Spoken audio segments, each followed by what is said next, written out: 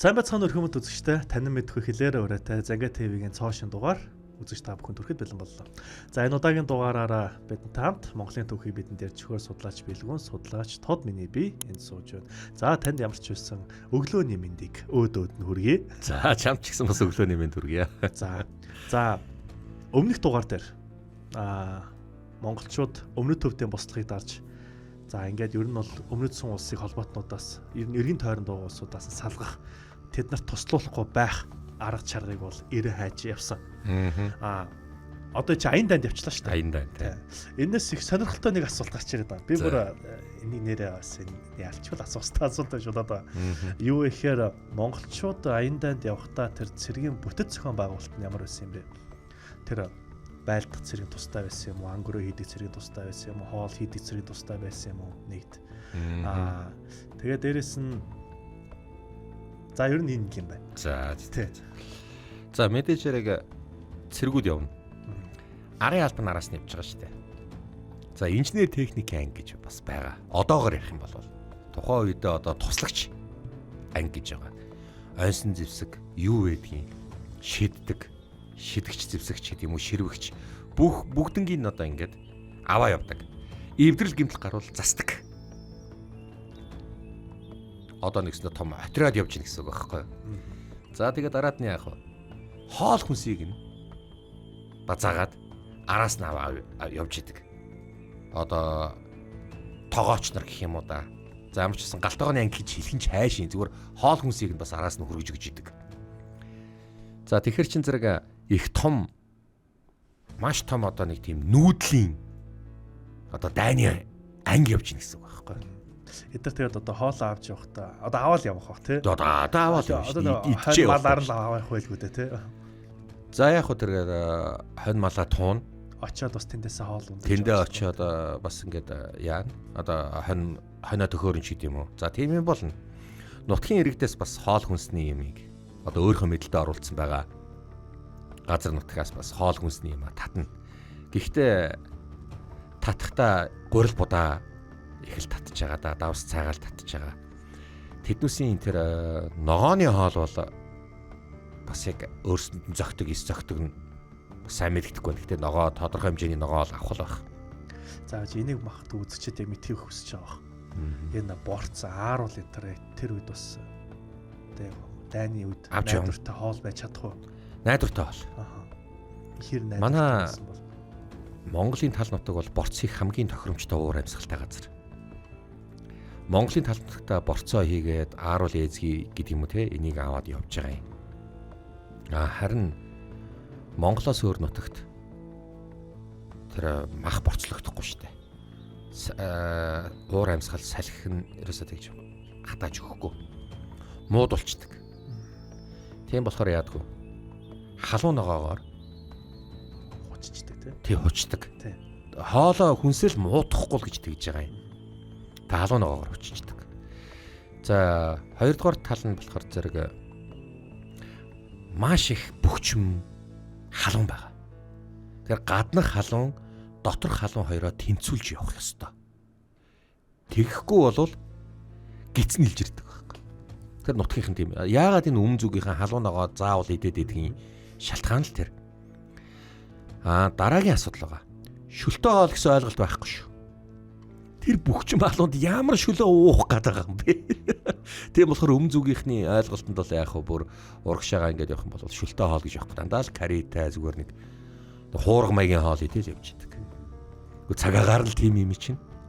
Яг хөө Хятадын нутгийн одоогийн Хятадын нутгийн хойд хэсгэр бол яг хөө цагаагаараас шалтгаалаад шүлтөө хоол энэ төр бол гарна л да.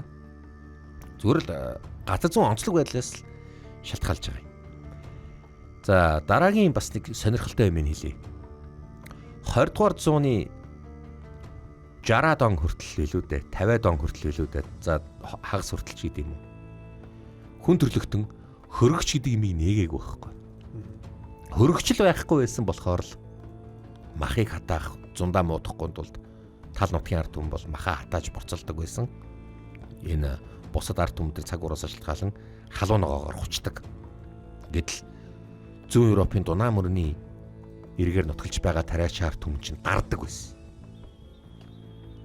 маш их ургац хураачаад тэрнийг торхон тийгээд ч юм уу савн тийгээд ингээд дардаг. Тэгээ Дунайский гэдэг чинь тэндээсээ л гарч байгаа. Дунайский салат гэд мэднэ үстэй тий. Зүгээр л хадгалдаг л байхгүй юу. Зүгээр тухайн цаг үедээ л тэгж явж байгаа. Тэгэхээр хоол хүнсийг нь араас нь явах бүгд бүтэн том анги явж гин гэсэн үг. Зэр зэвсгийг нь хангах. Одоо ингээд зэр зэвсэг байлдаж идэл одоо тийм ээ шинээр яаж зэвсгээ хийх үү? Араас нь дарахчууд нь явж байгаа шүү дээ. За тэгээ тэрний дараа юунууд явах вэ? Зэвсэг шинжлэгчд явж байгаа. Одоогоор ярих юм бол инновацлагчд ч гэх юм уу. Тухайн үеэр ярих юм бол за энэ зэвсгээр ингэж байлдаад ингэх юм бол энэ талаар нь байлдаад энэ талаар нь ингээд гих мэтэр янз янзын тийм зэвсэг зохиож байгаа. За 1211 оноос их хаан Эзэн Чингисийн зарилгаар монголчууд алтан ус руу хөдөлсөн. Цаашдаа дайны дэлхийг дайлаар мордох үйл ажиллагаа нь өрнсөн. Энэ бүх хугацаанд зэвсэг шинжлэгдэн шүү дээ. Жишээ хэдэн жил байлдаж байгаа юм бэ? 1211 оноос ингээд явж чинь ч одоо 1250-аад он явж шүү дээ. Бараг 30-40 жил байлтчлаа шүү дээ. Тэгэхээр зэр зэвсгийн шинжилэлт явагдах уу? Явагдчих л таараа. Маш олон зэр зэвсгүүд. За яг ямар зэвсгүүд шинээр гарч ирж ирсэн талаар би бол бас хэлж ил байсан. Зэвсгүүд шинжлэгдэж эхэлнэ гэсэн үг. Тэгэхээр харин тэгтээ тэр цэргүүд маань тогоочч бай, дарханч бай, байлдах дээрээ тулах юм бол бүгд байл. Тийм бүгд байл. Тэгэхээр ч таахтар юм аа. Одоо ингээл их цэргүүд нь одоо дайсны цэргүүд нь дайраад ороод их цэргүүд нь ялагдсан, дайсны цэргүүд нь ороод ирлээ гэж бодсон шүү дээ. Тэр нэг хоол хийдэг хүмүүс нь тэр дархан хийжсэн, тэр одоо зэвсгийн техник шинжилжсэн одоо хүмүүс нь бүгдээрээ л сэлмээ авал байлдсан шүү дээ. Зэвсэг авал байлдана. Тэгээ одоо 13 дугаар зуун гэдэг чинь Монголын тал нутаг байлдаж чадахгүй болвол хин ч амьд явдггүй цаг байсан. Зүр цаг үеийн тийм байсан. Тэгэхээр одоо бүгд л байлдах хэрэгтэй л байхгүй. Тэр тухайн цаг үеийн дайн байлдааныг нэгтгэг байсан учраас бүгдээрээ багаасаа хүүхэд наснаасаа дайн байлдааны эрдэм бас заалуулж өсдөг гэсэн. Бас нэг юм ялгаа байгаа шүү. Дэлхийн бусад үндэстнүүдтэй харьцуулахад.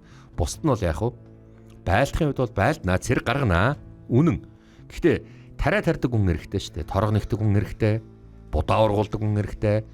Хүнсний ногоо тарьдаг хүн хэрэгтэй. Тийм байгоц. Цэргүүд нь тустай. Монголчууд бүгд байлддаг гэсэн. Ялгаа нь бас энд байгаа юм. За ямар ч байсан ингээд Паганы хаан тусал төвийг сахина гэдгийг хэлсэн байна. Барчи жанжны ухаар анаам руу илж товтлог. Анаам ямар худалтай байгааг мэдмээр байна. Анаамын хаан тус сүн усад хэрвээ туслах юм бол бидэрт нэлээд дараа удах байх.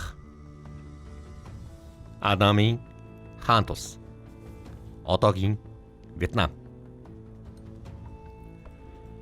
хааны өргөө Сайгоны орчин бололтой.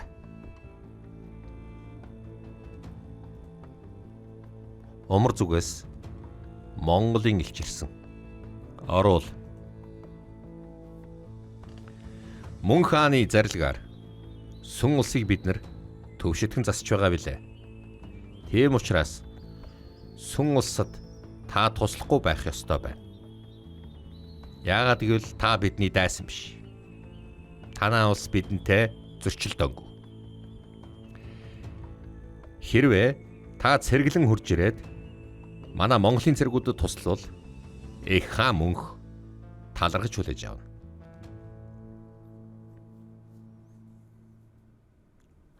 Сүн улсыг хэрвээ төшөмдүүд ямар бодолтой байна? Сүн улсаас бид нэр худалдаага залгуулж байгаа. Торны зам үүгээр хурж ирж байгаа.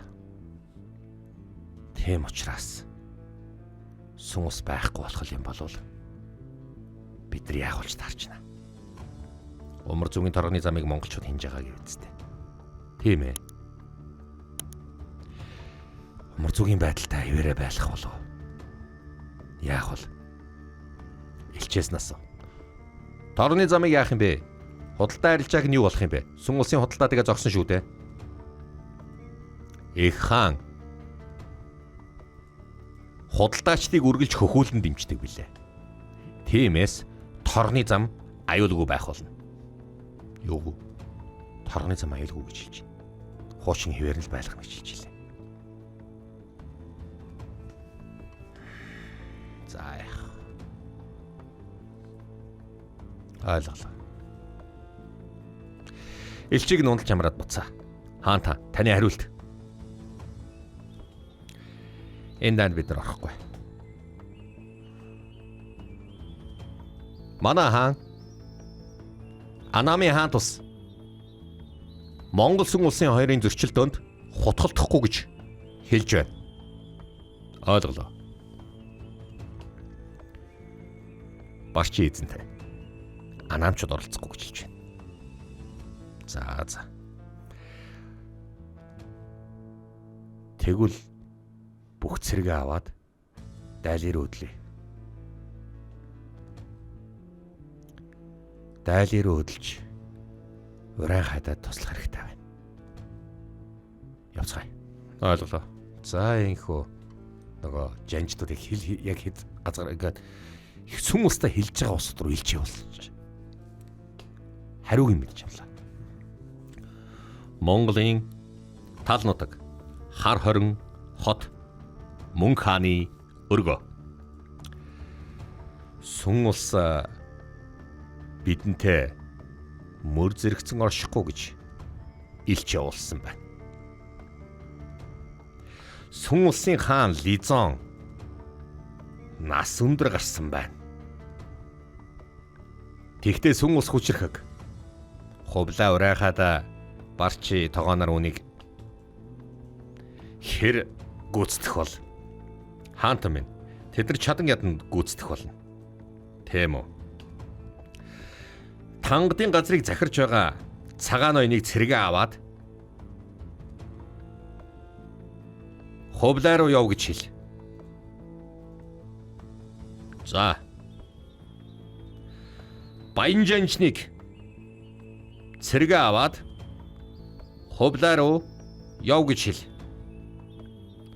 Ажуу жанчныг цэрэгээ аваад аавдаа очиж тусал гэж хэл.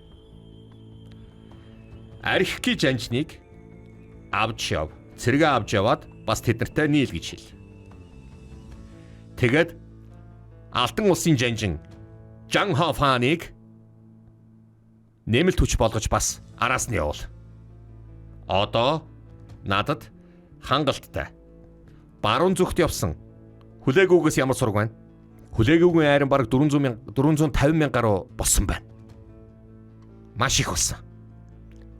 Замда Армян болон Гүржээс цэрэг татаад яваад байгаа. Тэд нар одоо харсаан дээр очсон л байгаа л да. Хорсоноос цаашаа хөдлөнө. Тэгвэл хүлээгүүд санаа зовлтох юм байна. Ямар ч лсэн сүм улс руу явж байгаа цэрэгийн тог бас нэмэх хэрэгтэй. За, Баян жанжин гэж хэн бэ? Энэ бол байран овогтой жанжин. Өмнөд сүм улсын одоо дайлаар явахын тулд мөнх хаанаас зарлиг авсан жанжин. Ажуу жанжин гэж хэн бэ? Уранхада баатрийн хүү буюу Сүбэдэ их жанжин Сүбэдэгийн ач хүү. За, Архики гэд бас жанжин байгаа. Бас л явуулсан. Энэ бас мундаг жанжин. Гэх мэтэр ингээд жанжин цэргүүдээ ингээд явуулснаар Монголын арын нэмэлт хүч ирлээ штэ.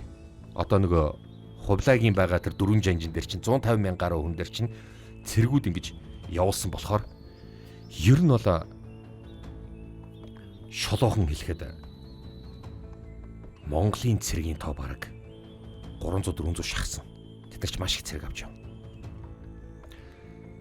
Түүхэндээ Хиван улсын судар дээр болохоор зэрэг Монголын цэргүүд 450 мянга бас очсон гэж бичигдсэн байна. Харин Ажуу жанжин, Баян жанжин, Архики жанжин нар чинь тус 10 түмэн зэрэг авч явсан гэж яриад байгаа юм. Гэхдээ энэ бол жаахан дэгсдүүлсэн тоо байх. 5 түмэн зэрэг аваад явсан гэдэг чинь 150 мянган цэрэг дээр нь дахиад 150 мянган цэрэг очлоо гэсэн үг байхгүй. Тэгэхээр яа харахгүй 300 мянган цэрэг тэнцээ байна гэсэн үг. 300 мянгаас за 270 мянгаас 300 цэрэгүүд очно гэсэн үг. Жан Хофан жанжин баг 14 цэрэг алт усаас татсан гэсэн үг. Тэгэхээр бас мэдээж хэрэг тооны хэмжээ бол нэлээд их болсон гэсэн үг. Сүм улсын нийслэл Ханчжоу хот эзэн хаан Лизоны өргөө. Монголын хаан мөнх бидэнтэй дайн зарлалаа. Бид нэр монголчуудаа хүссэн хүсээгүй одоо нүүр тулхаасаар аргалга. Дэлхийд дахныг айлгаж байгаа мөнх хаан бидэнтэй найрамдахгүй гин. Тэгээд ч бид нэр өмнө нь ирсэн 3 элчийг хороочихсон учраас бид нартай найрамдахгүй. Тэгэхээр цэрэгээ цуглуул. Ойролцоогоор бид нэр маш их цэрэг цуглуулж сүм улсаа хамгаалах ёстой. Үүнийг би Дузон жанжин, Гонди жанжин, Сундуанзон жанжин, Хуайзон жанжин, Жашидо жанжин, Лувэн Хуан жанжин, Ли Тинзи жанжин, Жанжэжэ, Жаншижэ жанжин, Вэнтяшан жанжин нарт тус үүрэг оноож байна. Энэ бол Азийн түүхэнд байгаагүй айхтар том дайн болох нь. Тиймээс бүгдээрээ цэрэгээ бэлдэн монголчуудаа байлдах хэрэгтэй. Туршуулуудын мэдээлэлээр Монголын цэргийн тоо бараг 450 мянга гаруй болох шинжтэй, хамгийн ихтэй. Харин та нар бүх цэргүүдээ бэлтгэгдсэн цэргүүдээ дагуулад сүм улсаа хамгаалахад хэр их цэрэг ихний ээлжинд гарах вэ? Их хаан та бид нар сая 500-аас их цэрэг гаргаж чаднаа. За яг ингэж хэлсэн. Ер нь бол ихний ээлжинд сая 500-аас их гэж хэлж байгаа. Одоо удаахын ээлжинд тэд гарах бол. За удаахын ээлжинд одоо мэдхгүй. Энэ сая 500 мянган цэрэг чинь байлдсан шүү дээ. Бөөн байлдаан болно. За тэгээд одоо хизээж хорогдохын яах юм бүү мэдлээ. За тэгээд хоёлаа хорогдчихлоо гэж бодъё л доо. Дахиад цэрэг татна шүү дээ. Тийм шүү дээ. Дахиад бараг юм сая 500 дахиад гарахад бол ер нь бол зүгээр инээгээд гарах баха. Гэтэ энэ дээр хүн хүчний тоо олонгоос гадна бас энэ олон цэргийг хувцлах, зэвсэгжүүлэх, хооллох гэхээр бас их мөнгөтэй юм бас нэг тал. Сүмс ч айгу баян болсон. Харин тийм байна. Чамд нэг юм элэ. Бас үзэгчтэй бас нэг юм бас сонирхолтой. Торгоны зам Эртний хятадын Шиан хотоос эхэлдэг. Шианаас 3 замаар явна. Эхний зам урагшаага дайлыгаар дамжина. Вьетнам, Лаос, Камбож буюу одоо Зүүн Азийн газрууд руу очдог. Хоёр дахь торгоны зам Индик Пакистаны нутгаар очдог. Индикийн нутгаар ингэж дайрна, Пакистаны нутгаар орно. Ингээд цаашаага Ираны нутаг буюу Персийн нутаг руу явдаг. За, 3 дахь торгоны зам хоошоо явна. Одоогийн Шинжаан уйгар зүглээд Хам, Турфан, Кашгар, Ярканд, Ташкурган гэж явдیں۔ Ингээд Памир их улсаар хил даван Афганистаны Афганистаны нутгаар орон Кабул руу очино. Кабул Кандакараар дайраад одоо энэ Памир гэдэг чинь Тажик руу орж ийн гэсэн үг шүү дээ. Тажикаар орно гэдэг чинь юу гэсэн үг вэ? Душанбегаар орж ийн гэсэн үг. Тэгээ Кабул Кандакараар дайраад Узбекистан, Бухар руу ордог гэсэн үг. Самарканд руу ордог. Ингээд цаашаага бүр юу руу явах вэ? Тбилис руу явна. Одоо Грузин гэсэн үг шүү дээ. Гүрж рүү явдаг гэх юм уу да. Армян руу явна. Ингээд цаашаага Кивин рүүс орно. Торгоны зам чинь. Кивин рүүсээс буцаад доошоогоо Ираны зүгийг чиглэж явахдаа Анатолия буюу Туркийн газар нутг руу ороод Тэгээ Туркийн газар нутаг одоо Дамаск энэ Сирийн Дамаск гэж ороод Туркийн газар нутаг Стамбул одоогийн Стамбул да. Тэгээд Галар дундын тэнгис ороод тэндээсээ цаашаа Ром Венец руу явах хэрэгтэй байхгүй. Ийм том 3 том салбартаа байсан юм аа. Тэгэхээр торгоны замыг олон жилийн өмнө Хөнөө гүрний хаан Модон Шаниу мэдлэлтэй авснаар Дуу Азийн нүүдэлчид худалдаа гаргахчдгаа болсон. Энэ цагаас л хойш үе нүүдэлчид хүчрхчгээрээ л торгоны замыг эзэлж авах гэдэг нэг юм замтай болцгоодсон. Гэхдээ яа харахгүй Монголын тал нутаг руу бас торгоны зам гэдэг чинь бас хэцүү болчиход байгаа байхгүй. Тоохгүй байгаа ч гэдэг юм уу. Тийм болохоор үе Монголын нутагт мандж исэн улс үндэстнүүд яагаад цагаан хэрмийн хойноос дайрдаг байсан бэ гэвэл зүгээр л худалдаа нээж өгөөч л гэж дайрдаг байсан. Худалдааны гачлангаас болж байгаа гэж. Худалдааны гачлан. Харин торгоны замаас салбарсан зарим Арабын худалдаачид болон Персийн худалдаачид, Түргийн худалдаачид Чингис хааны нутаг дээр хурж ирж, Монголын нутаг дээр хурж Чингис хаантай худалдаа хийдэг. Чингис хаан өөрөө худалдааг маш их хөхүүлэн дэмждэг хүн байсан. Мөн эртний Нестрияны одоо шашныг түгээгчд буюу мөргөлчд бас Монголын тал нутаг руу ирж ирсэн. Тийм болохоор Монголын нутаг дээр байсан Хэрээд аймаг Түрэг үндэстэн боловч Нестрияны шашинтай Загалмайтын шашинтай гэсэн үг шүү дээ. Библиэд итгэдэг тийм байсан гэж яриад байгаа юм л да. Мөнх хааны ээж нь соргогднатан энийх мундаг хүн. Энэ бол Нестрияны шашинтай хүн. Тэгэхээр мөнх хаан Европыг байлдан дагуулах тал дээр их хоошоо суусан баг. Нөгөө Загалмайтын шашинтай ээжийн хүмүүжил гэж ярьж байгаа. Харин тэд нар чинь бүр хамтдаа зулс сармаар тэмдэглэдэг байсан энэ гэдэг сонсчихсан юм байна тий. Гэхдээ би бүр ярьж лээсэн биз дээ. Мөнх хаан тэр бүх баяр одоо дээгүр өнгөрөх баярыг тэмдэглээ, зул сарын баярыг ингээд тэмдэглээд тэгсэн чинь Вильгельм Рубрукийг дуулуулад санаж гинөө. Тий яг ийм юм болж исэн шүү дээ. За энэ яа харахгүй Загалмайтын шашинд итгэж гэсэн чинь 70 мэрэглүүлээ сууж авчижээ ч юм уу. Тэгэхээр Алс өрөндийн Европын Загалмайтнуудыг номгохыг гэж бодвол энийг Батад даатгачихсан. За Батаа чи цаашаа яв гэд.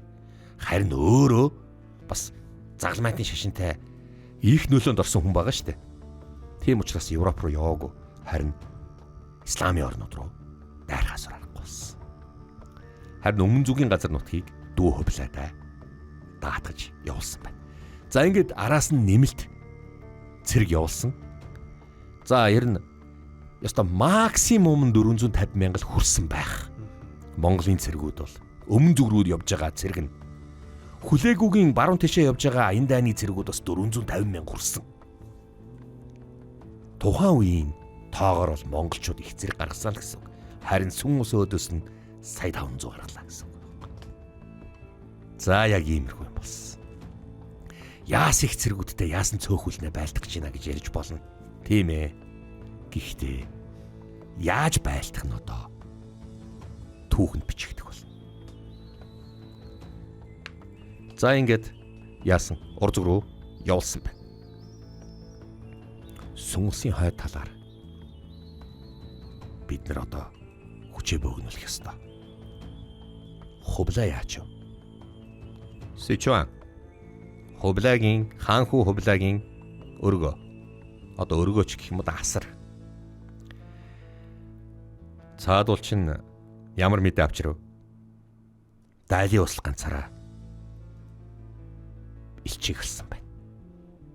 Дайлыг гисэн байна. Дайлаар мортоход хүрээд ирэхэд дайтийч гэж хэлсэн байна.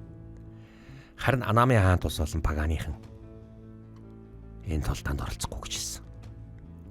Тэгвэл би сүн улсын баруун хойд мужийг эзлэхэд бэлэн болж байгаа юм байна. Цэрэг аймхэл. За цэрэг аймхэл. Сар чинь одоо хэдэн сар болж байна? Өвлийн сар эхэлж байна. Өвлийн сар эхэлж байгаа мөртлөө яагаад ичээс асуудаг юм? Газар нутгийн онцлог шүү дээ. Гэхдээ бөгчим халууныг бол баг зэрэг сэрүүсэж л байна. За зэргүүд бэлнэ үү? Билээ. Хувлаадтай.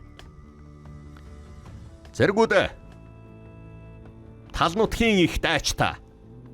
Сүн улсыг дайлаар мордох цаг нэгэд болсон байна.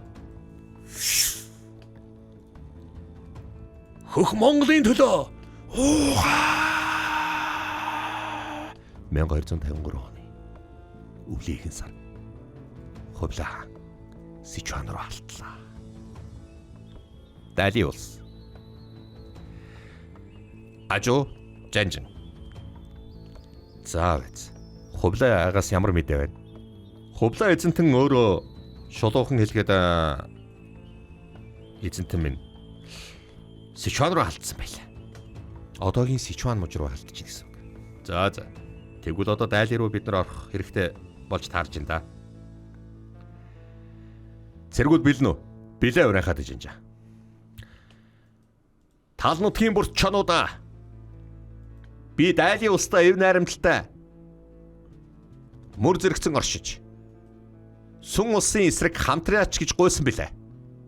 Гэтэл бидний явуулсан 3 элчийг алсан билээ. Ийм учраас тэд нар элчийг алж байгаа болвол дайдахыг хүсэж байна гэсэн үг. Тийм учраас хүсээд байгаа юмыг нь өгөх ёстой. Дайлыг дайлаар мордъё.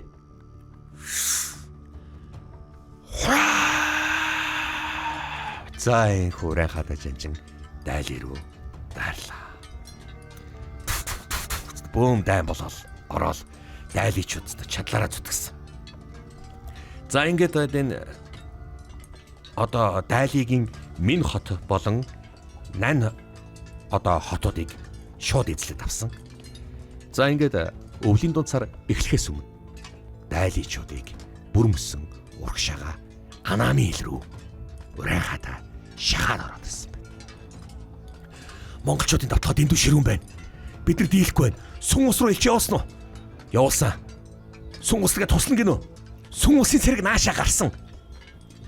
Бид нар тэр ирж амжихгүй байх. Дүүсэн ус руу зугтъя. За одоо ингэхүү. Дайличуд хэлсэн. Урайхата Жанжин цэрэгээ авч орж ирэн Дайлиг амгатгаж явлаа. 1253 оны өвлийн дунд сар. Гэхдээ тэнд халуун бөгчин байгаа л да. Урайхата Дайлиг эзэлж авсан. За ингэж эзэлж аваад хааныг нь олцлоо тавсан. Чи зүхтахгүй яасан?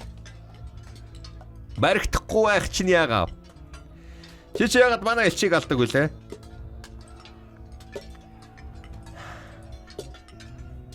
Чи манай улсыг зүгээр оршин тогтнож явахад дайн зарлсан. За. Хааныг нь яах вэ? Цаасаач яах вэ? Хааныг нь хор. Харин цэргүүдийг нэмхэл. Миний талд орж байлдах цэргүүдийг нь сонгож ав. Татгалцсныг нь цаацлаа. Ойлголоо. Урайхата эзэнтэй. За инхүү. Одоо Дайли улсыг Урайхата мэдлэлд оруулсан. За яг энэ үед Урайхата Дайлиг мэдлэлээ оруулаад байж л Барчи Жанжин цэрэг авч ирж ирсэн. Чи надгүйгээр эзэлсэн байх шивтэй Урайхата. Харин тийм ээ. Чамааг хүлээгээд чи ирэхгүй удаад байхаар чин ганцаараа л эзэлчлээ. Тэгвэл одоо хоёулаа нийлж байгаа сүн улсын баруун хэсгээс л орхон дээ. Харин цэргүүдийг одоо амраачих. Тэгээд дараад нь имхлээрээ сүн улсын баруун хязгаар руу орох цаг нь одоо болсон байна. Одоогийн Юнан муж боёо Дали улс инхүү эзлэгдэхэд одоо эзлэгдсэн байна. Ас баруун зүг. Муганы их тал. Перс. Одоогийн Ираны газар нутаг боёо Эльбрусын улсын ойролцоо. Уулын үгний нууцчээ. Аламут. Хуршаах. Агуу хуршаах. Бидний явуулсан 41 залуу даалгавраа биелүүлэх гэж эцээ өрөлцөдгээд мөн хааныг алж амжаагүй байна. Наши бүтлгүүтэй юу? Мөн хааныг алахын тулд ой дотор хариугүй алахын даваан дээр гинти явдал болсон байна. Түүний дүүнэр цэргээ авч ирээд Мунханыг авцсан байна. Тэгээд бид нар лүү цэргэлж ирж байгаа юм байна. Бид нар лүү хэн ирж байгаа гэлээ? Мунханы дүү. Хүлээгүй. Тэр 450,000 гаруй цэрэг цуглуулан одоо Хорсааныг өнгөрч яваа. Хорсаан дээр бэхжижээд бид нар лүү ирнэ. Одоо яах вэ? Хэрвээ бидний сөнөөсний дараа Багдад руу явна. Тэгээд тэд нар Аюбидийн угсаа болон Аббасидийн удам угсаа бүрмөсөн байхгүй болно. Одоо яах вэ? Гушмаа. Мунханыг алсан цагт л бид нар дээр ирэхийн дайн төгснө. Олон жилийн өмнө нөгөөдөө хаан тэнгэр талхад Европ руу явж байсан ариун ромын хил дээр тулчхаад байсан Монголын их цэргүүд зогссон баха. Тийм ээ.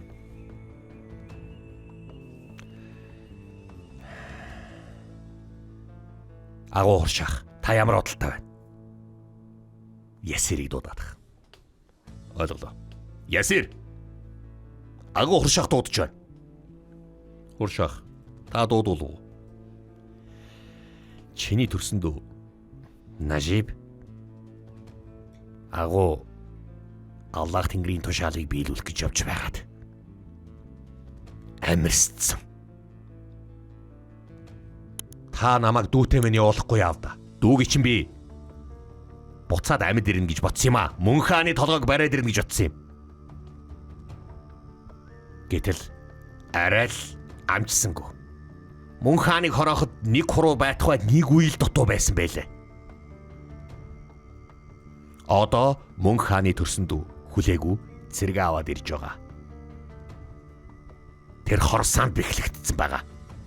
Бэгчсэн. Манай маш олон бүргэдийн үрүүдийг ээж дараалан илрүүлээд нутгийн газарчдаар дамжуулж байгаад олж аваад устгасан байна. Бидний дундаас урагч гарсан болов Агуу Хоршаах? Үгүй ээ, бидний дундаас ямар ч урагч байхгүй. Хүлээгүй. Бидний бусад бүргэдийн үрүүдийг маш сайн олсон. Одоо Хорсаанд байсан 5 бүргэдийн үүр байхад бүгдийг устгасан.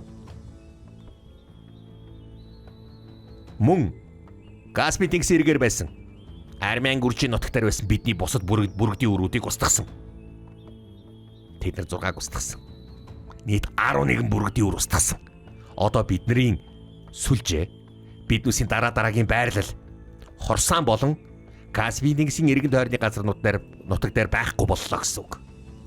Харин Сир, Дамаск, Багдад, Мисир энэ газруудад бидний бусад бүргэдийн үүрүүд үлдлээ. Бас Анатолид байгаа. Хүлээгүй ээлж дараалан биднүүсийг хизээ олохыг төвчээртэй хүлээгээд байж явах юм уу? Ямар нэгэн арга сэтэж хариуд нь байлдах юм уу? Бидний хизээж болохгүй. Бидний дэлхий дээр байгаа цагт тэд нар биднийг олно. Одоо бид нар олдох нь хүлээгүүд олдох нь цаг хугацааны асуудал болсон. Чи дүүгийнхаа цус өшөөг авахд билнэ. Билээ. Тэгвэл чи яг одоо 50 цэрэг аваад яв. Хар хорин руу оч. Мөнханыг ал. Төрсөн дүүгийнхээ өшөөг ав. Яарвчлан хөтлсөн чин дээр. Ойлголоо Агуу Хоршаах. За. Ясир химээх залуу. Асасины залуу. 50 нассын одоо сонгож явсан байна. Гушмаа. Чи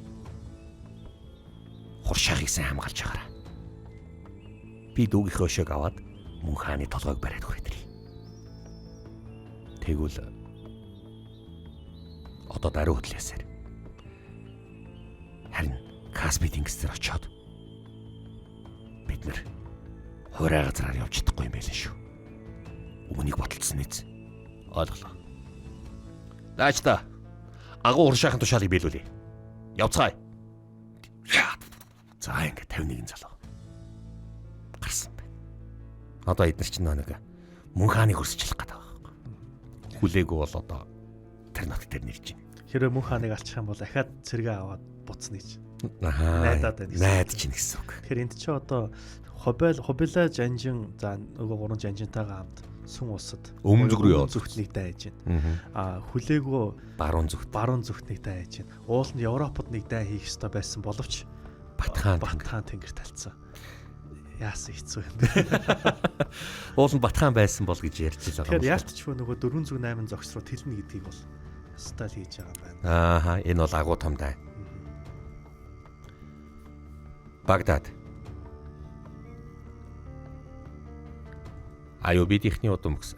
Биш Аббасидийнхний удам мөксаны халиф. Халиф Мустасим 2 дугаар Мустасим. Хүлээгүү наашаа ирж байгаа гэсэн тийм мэдээ байх юм. Үүн дээр ямар бодол байна? Хүлээгүү бид нар дээр ирж байгаа. Манай Багдадын цэрэг хэрэг олон байгаа бол маш олон. Хүлээгүүгийн цэргүүдийг ирэх биш тогтоох байлгүй дээ. Хүлээгүүгийн цэргийн тооны хэмжээ хэд гэсэн бэ? Бараг 450 мянган шахуу. Замаасаа цэрэг илсүүлэл нааш яриад байгаа. Одоо хаана байгаа бол Хорсанд төвлөрөөд суучихсан байгаа. Дайны төлгөөгөө тэнцээ зохиож байгаа биз? Хүлээгүүгийн жанжид бас их сүрхий жанжид байгаа. Энд байсан байж уу бас байгаа гэлөө. Тийм ээ. Байж уу жанжид байгаа. Өөр. Тэгээд бас хит бухаа гэдэг их мундаг жанжин байгаа. Өөр. Байдар гэдэг ханхуу бас ирж байгаа. Мөн хадаан. Тэд нар ариун ромын хил дээр тулж исэн. Өшөө олон жанжид байгаа. Наад жанждынх нь урд чадварыг нь мэдээд ирээч. Бид нар энчээ сууж байтал тэд нар чи бид нар дээр ирэх гээд байна. Олигтойхон тагнуул туршуул явуулаад өшөө хідэн жанжин байгаа. Хүлээгүүд. Хідэн жанжин хаана бэхлэлтэнд очих ёстой. Хаана байрлах ёстой. Хаанаас дайрах ёстой гэдгийг мэдэх хэрэгтэй. Тэд нар Гантик тэнгис дээр ирсэн байгааг та нар ирэх биш мэдж байгаа биз? Монголын байлдан дагуулалтаар Монголын цэргийн баруун хязгаар Дарданеллын хоолоо дээр ирснийг та нар ирэх биш мэдж байгаа. Энд чи бидний хаяанд байна гэсэн үг. Хойд асуудлаа шийдэх гэж л хумигдж явсан биз. Одоо дахиж тэлж ирж байна. Хэрвээ тэд нар Анатолиа дээр очтгол юм бол дараад нь бидний ээлж.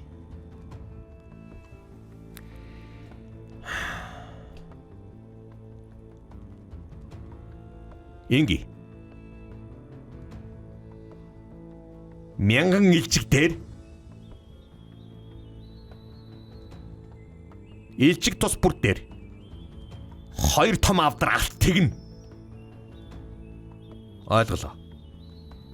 Тэр алтыг гаргалаа гэд надад юу ч болохгүй. Минийх баялагын тусал биз. Аламат руу яв. Хуршаахт тэр алтыг биелгэл. Болж игүүл. Мөнхийг ал. Хуршааха 51 дайчин явуулсан байлаа. Зүйтэй. Тэгвэл би хожимдоо төлбөрөө төлж байгаа юм байлгүй дээ. Хуршаах руу тэр 1000 илжиг явуул. Алт техник явуулаарай. Дараад нь туршуулуудыг сайн ажиллуул. Хин гэдэг ямар жанжингууд байгаа юм. Ямар ур чадвартай. Хаагур байрлахын, хаана бэхлэхийн энийг нь мэдэж ав.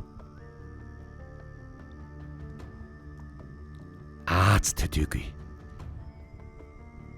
Энэ зонд түүхэнд байгаагүй дэлхийн хэмжээний том дайн болох. Бүх цэргүүдийг бэлт. Бид нар хүлээгүүтэй дайт болно. Хуршаах ямар ч байсан. Элчин хурж ирээд хэлсэн. Тантай хамтрана гэж хэлж илээ шүү. Аюбидийн угсааны султан хэн гэсэн бэ? Селим султан уу? Тийм ээ, Дамаскийг захираад байгаа Селим ер нь юу яриад байгаа юм? Селим султан хүртэл одоо бас сандарсан. Дамаскт их хэмжээний паша нарын зөвлөл, төшмөдүүдийн зөвлөлөө байгуулж байгаа. За. Тэгээд Дамаск ямар хариу өгөх юм бэ? Аюбидийн угсааныхан бид нартэй нэгднэ гэсэн. Тэгэхээр Исмаилитууд болон Аюбидийн угсааныхан бид нар нэгдээд авдаг юм бол Монголын их төрөлтийг зогсоох болно. Агуу Аллах биднийг ивэх болтугай. Агуу Аллах биднийг ивэх болтугай. Агуу Аллах биднийг ивэх болтугай. За одоо нөгөөдөл чинь Багдадад ийм үйл ажиллагаа болж байлаа. Энэ Багдадын халифч одоо хэр баян хүн бэ? Яста хамгийн баян хүн. 500 гаруй жил оршин тогтнож цэцэглэж байгаа тухайн үеийн соёл ертөнцийн төлөөлөгч шүү дээ. Багдадын соёл, Багдадын цэцэгжилт гэдэг бол 13 дугаар зуун бол ерөнхийдөө гайхамшиг байсан. Европууд Арабын исламын ертөнцөөс соёл авдаг байсан гэдэг байна. Тэгэхээр чин зэрэг ертөнцийн соёлын төв болоход бэлэн байсан гэсэн. Ер нь бараг болчихсон байсан. Соёлын дүүн болсон байсан. За одоо яаж юм? Багдадын халиф одоо ийм шийдвэр гаргасан байна. Асурын зүг.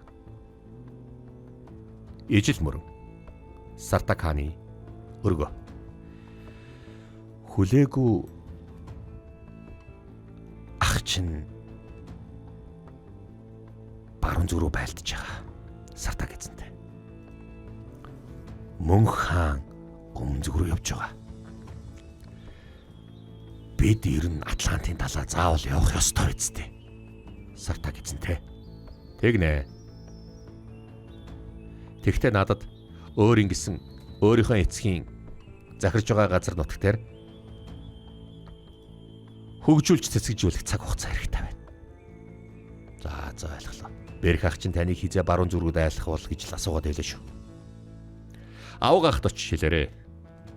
Би баруун зүргүүд айлахын хувьд бол дайлнаа. Гэхдээ ядч өөр ингэсэн